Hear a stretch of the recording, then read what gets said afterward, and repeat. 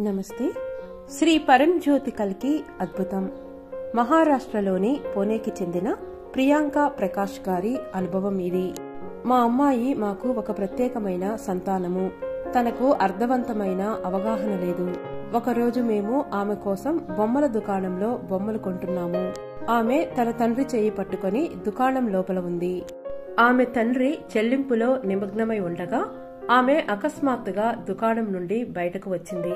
మేము ఆ క్షణంలో గుర్తించలేకపోయాము. కానీ కొన్ని క్షణాల తర్వాత మేము ఆమెను పిలవగా చుట్టుప్రక్కల ఆమె కనపడలేదు.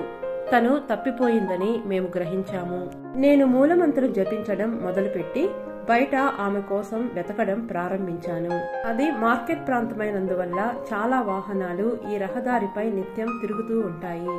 అకస్మాత్తుగా నేను గమనించినది ఏమిటంటే ఆమె రోడ్డుకి అవతలి వైపు నుండి నెమ్మదిగా తిరిగి వస్తోంది. ఆ సమయంలో రోడ్డుపై ఎటువంటి రద్దీ లేదు. శ్రీ పరంజ్యోతి మా అమ్మాయిని క్షేమంగా తీసుకొచ్చారు.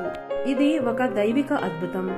మా అమ్మాయిని సురక్షితంగా తీసుకొచ్చినందుకు దైవానికి నేనెప్పుడూ కృతజ్ఞురాలిని.